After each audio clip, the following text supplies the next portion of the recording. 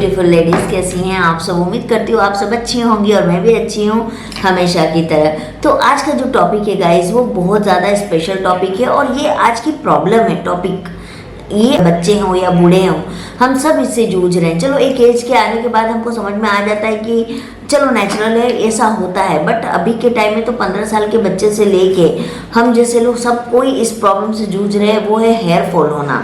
Hair fall क्यों होता है सबसे पहले हम ये जानते हैं। देखिए, हम आज के डेट में जैसा खान पान है हमारा, हमको इंटरनल ऑर्गन में जब फर्क पड़ सकता है तो हमको हेयर में क्यों नहीं फर्क पड़ेगा। आखिर हमारे बॉडी का ही एक पार्ट है तो बिल्कुल फर्क पड़ेगा।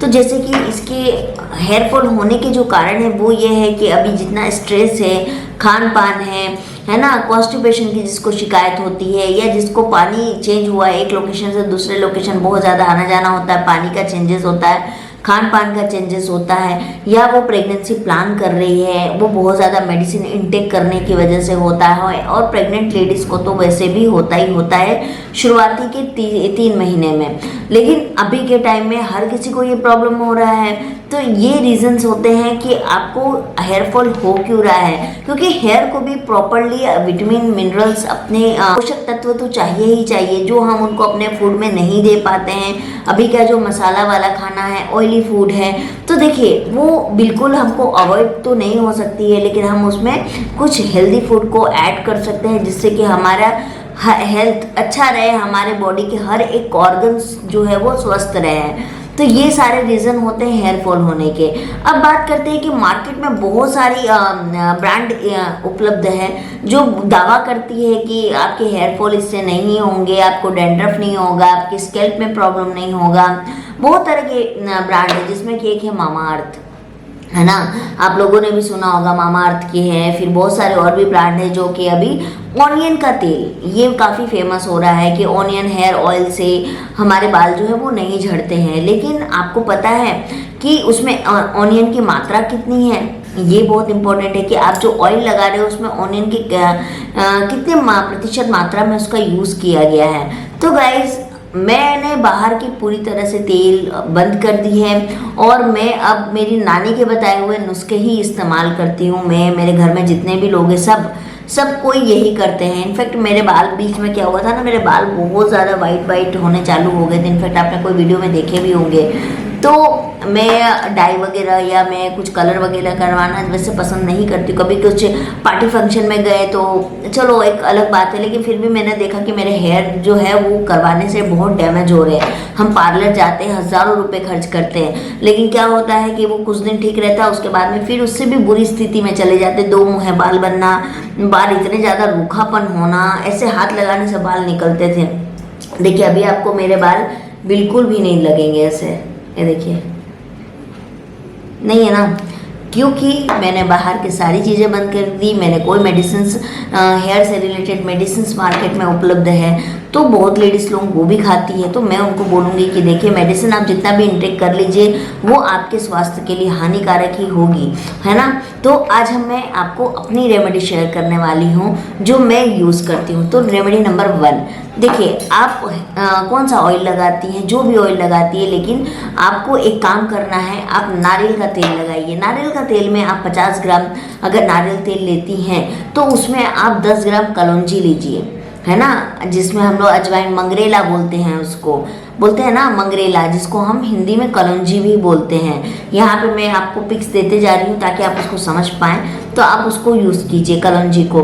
उसमें 10 ग्राम आप कलौंजी लीजिए, 10 ग्राम उसमें मेथी के दाने लीजिए, उसमें करिया पत्ती नहीं भी तो 25 से 30 पत्ते करिया पत्ती के लीजिए। और आप उसको क्या बॉइल करने के लिए नारियल का तेल लेने के बाद में उसको कढ़ाई में डालिए, उसको उसके अंदर में जितने भी इंग्रेडिएंट है आप उसको डाल दीजिए। और उसमें एक काम और करिए कि उसमें एक बड़े साइज का प्याज, कद्दूकस किया हुआ प्याज डालिए, और साथ में अड़हुल का फूल, अड़हुल का फूल मतलब जो हिबिस्कस फ्लावर होता है, रेड वाला जो फ्लावर होता है, उसको आप कम से कम नहीं भी तो 8 से 9 फूल जो है उसके साथ आप उसको बॉईल करने के लिए डाल दीजिए। और डालने के बाद में आप उसको अच्छे से खौलाइए। जब वो बिल्कुल आएगा तब आप उसको क्या करिए, कम से कम 15 to 20 मिनट्स बॉइलिंग करने के बाद उसको आप हल्की आंच में फिर से 10 मिनट का बॉइलिंग करके, मतलब 30 मिनट्स का बॉइलिंग करने के बाद में आप उसको ठंडा होने के बाद में छान लीजिए और अपने जो नारियल तेल का अपने ऑयल निकाला है उसमें आप स्टोर करके इसको रख दीजिए और इसको आप लगाइए। अब बहुत सारी लेडीज़ क्या करती है ना कि तेल को जो लगाती हैं वो पूरे बाल में लगा लेती हैं, लेकिन आपको एक बात मैं बता दूं कि आप हमेशा ऑयल को जब भी लीजिए तो आप स्कैल्प में मसाज कीजिए। उसको ऐसे दो पूरी उंगली से आप लीजिए और उसको इस तरीके से आप स्कैल्प में मसाज कीजिए, पूरा इस तरीके से, ठीक है। इस तरीके से आप उसको मसाज कीजिए। आप जितना देर मसाज करिएगा उससे बेनिफिट ये होगा गाइस, ब्लड सर्कुलेशन बहुत स्पीड में भागेगी। और आपको मैं बता दूं कड़ी पत्ते में हो गए, हिबिस्कस फ्लावर में हो गए और मेथी दाना आयुर्वेद का वो सीड है जो बहुत सारी बीमारियों में इस्तेमाल होता है ना। जिनको पीरियड्स नहीं आते हैं या जिनको डायबिटिक है या जिनका खाना हजम नहीं होता है, तो उन लोगों को डॉक्टर प्रीफर करती हैं कि आप इसको लीजिए, आयुर्वेद डॉक्टर। तो आप मिनरल्स होते हैं जो आपके हेयर के लिए बहुत ज़्यादा अच्छे हैं, तो आप इसको इस्तेमाल कीजिए। अब मैं आपको शैम्पू और कंडीशनर की बात करूँगी, वो भी काफ़ी एक्सपेंसिव मार्केट में मिलती हैं। आप क्या करिए, दाना लीजिए, 4 चम्मच मेथी दाना ले लीजिए, उसमें 10 से 12 जितना आपको फूल की पत्तियों को लीजिए। फूल नहीं लेना, आपको उनकी पत्तियों को लेना है। आपको शिकाकाई लेना है, यानी आपको मेथी दाना लेने हैं, उड़हुल के फूल की पत्तियां लेनी है और शिकाकाई लेनी है। इन तीनों को लेके अच्छे से बॉईल करिए।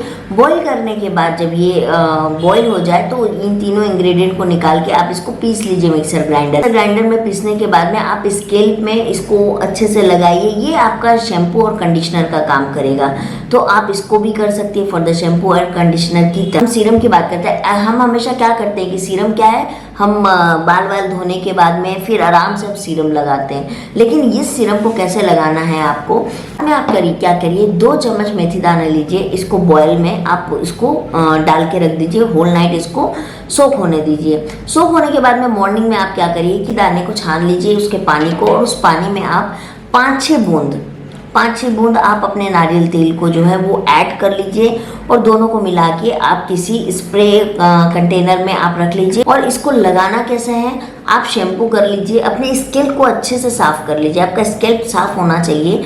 उसके बाद में आप इसको स्प्रे करिए पूरे स्कैल्प में, डालिए पानी को, और उसके बाद में आप 1 घंटे के लिए इसको छोड़ दीजिए और उसके बाद में आप इसको क्लीन वाटर से धो लीजिए। आप ये 3 चीज़ करके देखिएगा।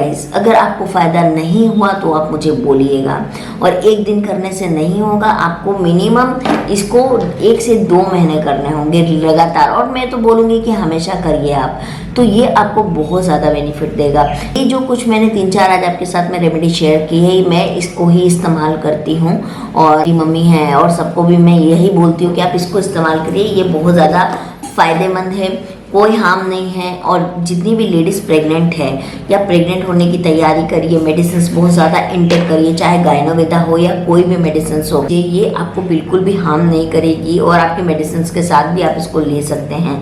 तो यही था आज मुझे आप लोगों को बताना था, तो बस मैंने सोचा कि आज मैं एक वीडियो बना के आप लोगों के साथ शेयर कर देती हूँ अपनी रेमेडी, ताकि आप लोगों को भी ज़्यादा से ज़्यादा फ़ायदा हो। मेरे तो बाल झड़ने देखिए एकदम रुक गए, देखिए, ये देखिए, आपको बता रही हूँ मैं, देखिए